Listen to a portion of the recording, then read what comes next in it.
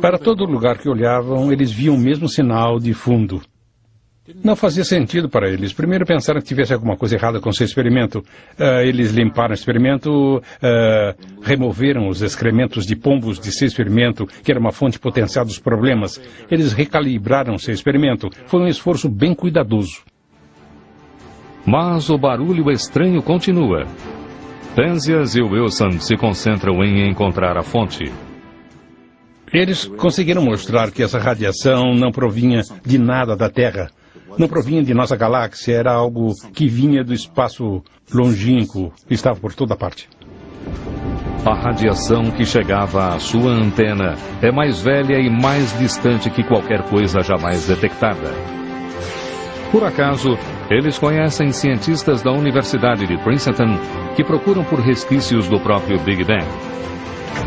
Eles agora percebem que estão ouvindo um eco da aurora dos tempos.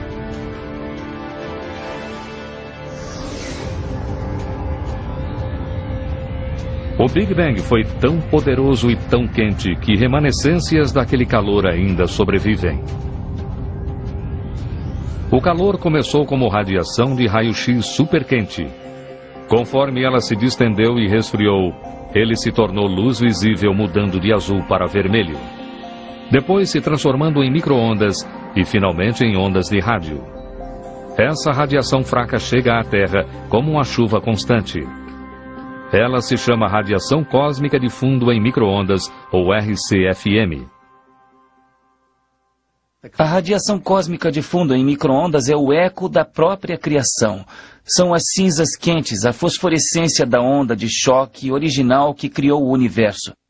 Se nós tivéssemos olhos de micro-ondas, olhos que pudessem ver a radiação de micro-ondas, então todas as noites nós veríamos o Big Bang aparecendo. Olhando para o céu, nós de fato veríamos uma explosão. Mais de 13 bilhões de anos depois, temos um modo de ver esse brilho cósmico. Com nossos próprios olhos. Se pegar seu aparelho de TV e for mudando os canais, uma porcentagem da estática que você vê na tela de sua televisão é radiação do Big Bang. Essa radiação cósmica é uma conexão direta para o Big Bang. Ela também revela que o universo entrou em uma nova fase. Menos de 1/1.000.000 de segundo depois de sua criação.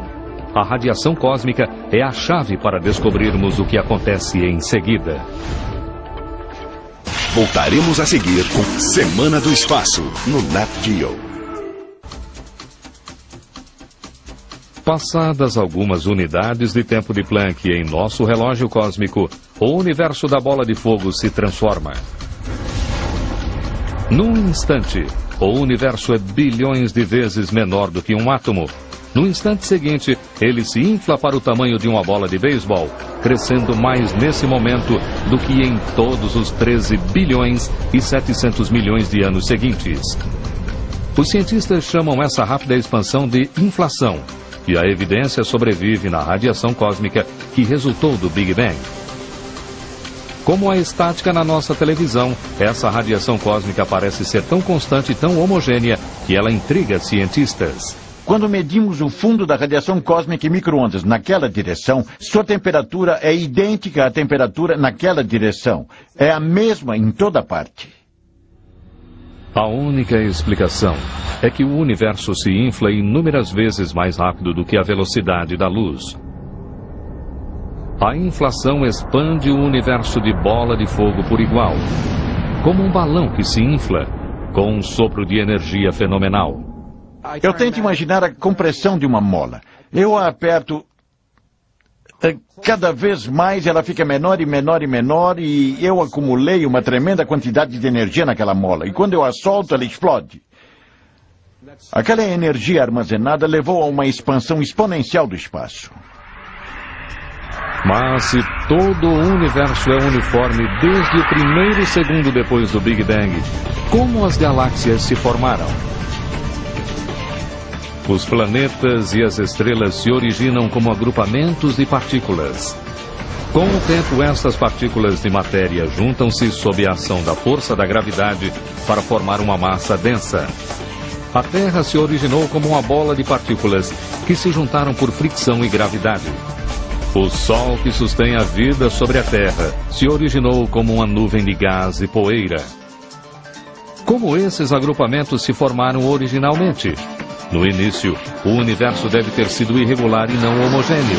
Para ligar a formação das estrelas e dos planetas ao primeiro segundo depois do Big Bang, cientistas da NASA como David Spergel desenvolvem o satélite WMAP, ou sonda Wilkinson de medida da anisotropia em micro-ondas, uma missão de satélite para medir a temperatura da radiação cósmica com mais detalhe do que antes. Embora essa radiação esteja por toda parte, ela é muito fraca, e para observá-la detalhadamente por todo o céu, precisamos nos afastar da Terra e de quaisquer fontes de radiação que possam interferir. 6, 5, 4... A NASA lança o satélite em 2001. O motor principal é acionado e é lançado o foguete Delta II com a aeronave de mapeamento para explorar o passado e o futuro do nosso universo. Ele pode produzir a melhor fotografia do universo em seu primeiro segundo. O lançamento foi incrivelmente empolgante. Foi um momento tenso, mas empolgante, vê-lo subir e perceber que ele estava funcionando. O WMAP fica a 1.600.000 quilômetros da Terra. Ele é tão sensível que pode medir a temperatura da radiação cósmica em milionésimos de grau. Por 5 anos, o satélite WMAP analisa o céu nos mínimos detalhes. Ele fica lá com a Terra e o Sol sempre atrás dele, olhando para o espaço. O satélite está girando muito rapidamente. Ele cobre cerca de 1/3 do céu a cada hora, girando e fazendo mapas dos resquícios de radiação. O WMAP rastreia a Terra conforme ela orbita ao redor do Sol e mapeia a temperatura de todo o céu. Ele gera mapas de temperatura detalhados como este. E ele revela algo extraordinário. As manchas azuis e vermelhas neste mapa de todo o céu são minúsculas ondulações em temperatura. As pequenas regiões azuis representam regiões que são algumas dezenas de milhares de 1 grau mais frias. As regiões vermelhas são um pouco mais quentes. Então vemos minúsculas variações na temperatura através do céu. O WMAP olha para mais de 13 bilhões de anos atrás. Conforme o universo evolui, as minúsculas ondulações se desenvolvem em aglomerações de partículas que ficam cada vez maiores pela ação da força da gravidade, tornando-se densas o bastante para fazer com que estrelas e galáxias se formem. Este é um mapa de como o universo era no primeiro segundo depois do Big Bang. O esboço do vasto cosmo de hoje. Quando a fotografia da radiação cósmica de fundo em micro-ondas foi divulgada pela primeira vez, a imprensa disse: o rosto de Deus. Ora, vamos ser realistas. Não é o rosto de Deus. O que há de fato é a foto de um bebê. A foto do bebê universo criança. Então a descoberta da radiação cósmica de fundo em micro-ondas é vista como uma das maiores descobertas na história da ciência.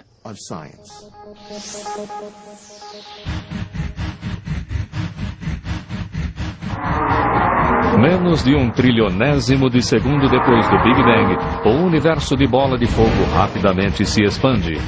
Agora, um globo ultra quente, grande o bastante para caber na palma da nossa mão. O universo está fervilhando com energia e radiação. Mas conforme o universo do tamanho da palma da mão se expande e resfria, algo novo começa a se formar.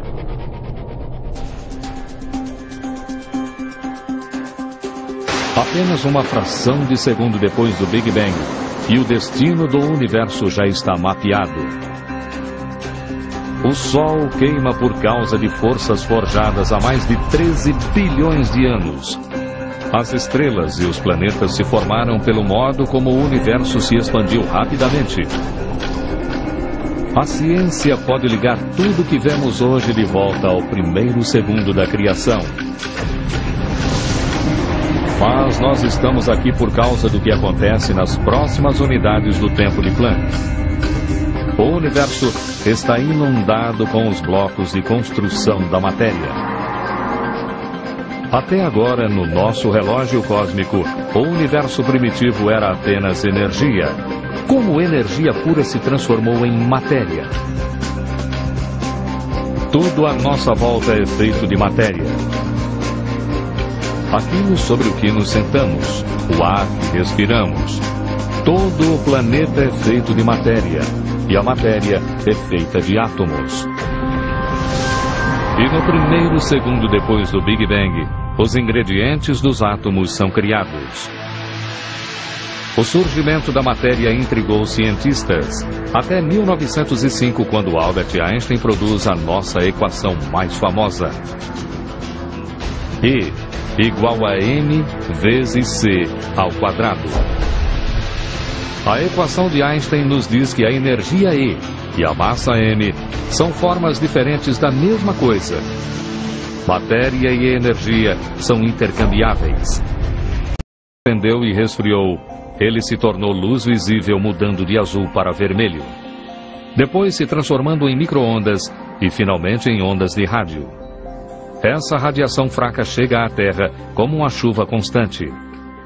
Ela se chama radiação cósmica de fundo em micro-ondas, ou RCFM. Para todo lugar que olhavam, eles viam o mesmo sinal de fundo. Não fazia sentido para eles. Primeiro pensaram que tivesse alguma coisa errada com seu experimento. Eles limparam o experimento, removeram os excrementos de pombos de seu experimento, que era uma fonte potencial dos problemas. Eles recalibraram seu experimento. Foi um esforço bem cuidadoso. Mas o barulho estranho continua.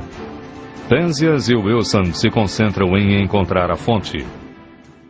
Eles conseguiram mostrar que essa radiação não provinha de nada da Terra.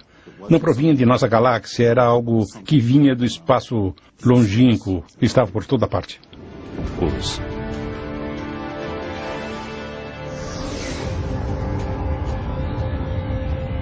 O Big Bang foi tão poderoso e tão quente que remanescências daquele calor ainda sobrevivem.